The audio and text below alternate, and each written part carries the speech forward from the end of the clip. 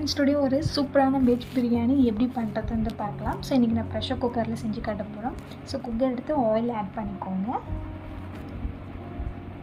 Oil நல்லா heat ஆனதுக்கப்புறம் நம்ம நெய் ஆட் பண்ணிக்கலாம்.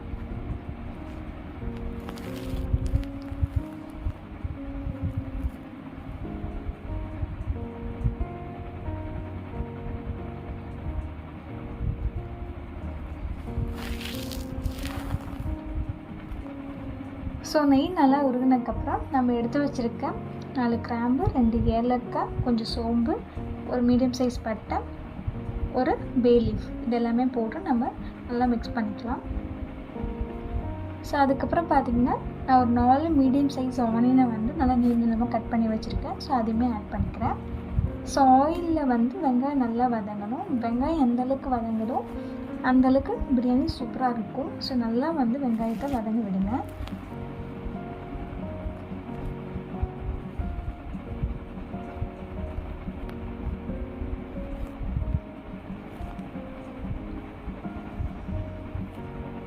நெக்ஸ்ட் நான் எடுத்து வச்சுருக்க 2 க்ரீன் சில்லி ஆட் பண்ணிக்கிறேன். நான் கீரி வச்சுருக்கேன். ஸோ அதை ஆட் பண்ணிட்டேன்.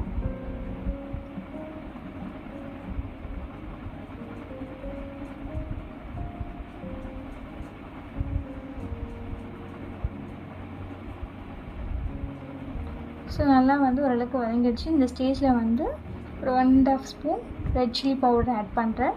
நீங்கள் காரத்துக்கு ஏற்ற மாதிரி பார்த்து ஆட் பண்ணிக்கோங்க. நான் ஏன் இந்த ஸ்டேஜில் ஆட் பண்ணுறேன் அப்படின்னா, இது ஆனியன் கூட நல்லா மிக்ஸ் ஆகி நம்மளுக்கு ஆட்டோமேட்டிக்காக நல்லா ஃப்ளேவர் கொடுக்கும், கலர் கொடுக்கும். ஸோ நம்ம சில பேர் ஆர்டிஃபிஷியலாக கலர் பவுடர்லாம் யூஸ் பண்ணுவாங்க. அந்த மாதிரி இல்லாமல் இந்த ஸ்டேஜில் ஆட் பண்ணிங்கன்னா அந்த ஆயில் கூட அது உருகி நல்லா நம்மளுக்கு ஒரு சூப்பரான கலர் கொடுக்கும்.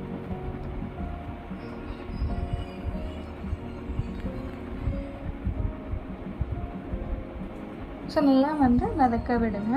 ஸோ இந்த அளவுக்கு நல்லா வதங்கிடுச்சு. இந்த ஸ்டேஜில் நான் இடித்து வச்சுருக்கேன் இஞ்சி பூண்டை ஆட் பண்ணிக்கிறேன். சில பேர் இஞ்சி பூண்டு பேஸ்ட் அரைச்சி வச்சுருப்பீங்க. ஸோ அது கூட ஆட் பண்ணிக்கலாம். நான் அப்பப்போ ஃப்ரெஷ்ஷாக இடித்து வச்சுருப்பேன். ஸோ அதை ஆட் பண்ணிக்கிட்டேன்.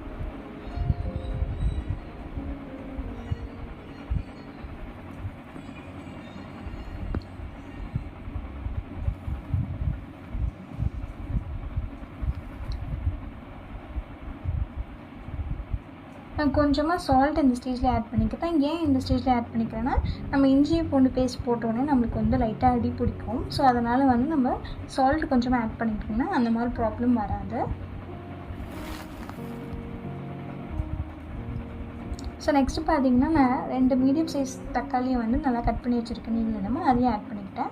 அதுக்கப்புறம் நம்மளுக்கு வெஜ் பிரியாணிக்கு என்னென்ன காய் உங்கள்கிட்ட இருக்கும், இல்லை நீங்கள் எதை யூஸ் பண்ண நினைக்கிறீங்களோ அதை ஆட் பண்ணிக்கோங்க. நான் கேரட், பீன்ஸ், பொட்டேட்டோ, காலிஃப்ளவர் எடுத்திருக்கேன். ஸோ காலிஃப்ளவர் பார்த்திங்கன்னா நான் கட் பண்ணி நான் ஹாட் வாட்டரில் ஒரு 5 நிமிஷம் போட்டு வச்சுருக்கேங்க. ஸோ அதுக்கப்புறம் தான் எடுத்து நான் பிரியாணிக்கே ஆட் பண்ணிக்கிட்டேன். சரிங்களா? அதுக்கப்புறம் பார்த்திங்கன்னா பச்சை பட்டாணியும் ஆட் பண்ணிக்கிட்டேன். ஸோ காலிஃப்ளவரை எப்போவுமே பெஸ்ட் நீங்கள் யூஸ் பண்ணுறீங்க வெஜ் பிரியாணிக்கு அப்படின்னா ஹாட் வாட்டரில் போட்டு ஒரு 5 நிமிஷத்துக்கு அப்புறம் எடுத்துகிட்டு இதில் ஆட் பண்ணிக்கோங்க. ஏன்னா அதில் நம்மளுக்கு பூச்சி அந்த மாதிரி புழுலாம் இருக்கும். ஸோ நீங்கள் ஹாட் வாட்டரில் போட்டு யூஸ் பண்ணுறது ரொம்பவே நல்லது. ஸோ நெக்ஸ்ட் பார்த்திங்கன்னா நம்ம எடுத்து வச்சுருக்க நல்லா பொடிசாக சாப் பண்ணி வச்சுக்க மின்ட் லீஃப் ஆட் பண்ணிக்கோங்க. அதே மாதிரி கொரியாண்டர் லீஃபும் நல்லா சாப் பண்ணியிருக்கேன், அதையுமே ஆட் பண்ணிக்கோங்க.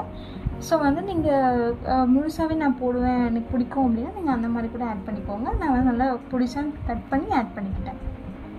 அதுக்கப்புறம் தயிர் ஆட் பண்ணிக்கோங்க. திக்கான கர்ட் யூஸ் பண்ணுங்கள்.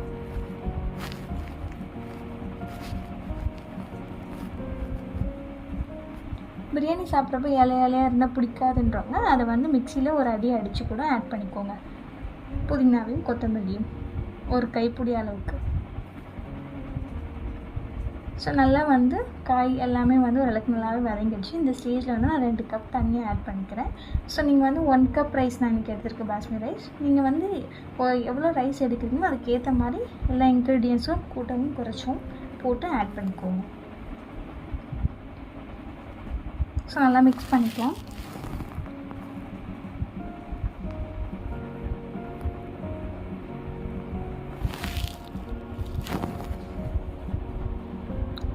தேவையான அளவு உப்பு ஆட் பண்ணிக்கலாம்.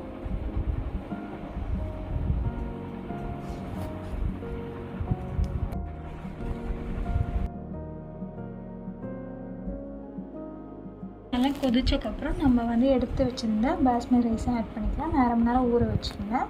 ஸோ அதை வந்து ஃபில்ட்ரு பண்ணி வச்சுருந்த தண்ணி எடுத்துகிட்டு ஸோ அதை ஆட் பண்ணிக்கிறேன்.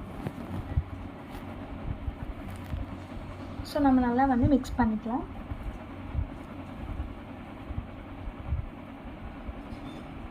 ஸோ நீங்கள் பார்த்தீங்கன்னா தெரியும், காய், அரிசி, தண்ணி இதெல்லாமே வந்து சரிசமமாக இருக்கணும். இதுதான் கரெக்டான ஸ்டேஜ். ஸோ நம்ம வந்து இப்போ வந்து குக்கரை க்ளோஸ் பண்ணிவிட்டு ஒரு விசில் மட்டும் வெட்டுக்கலாம்.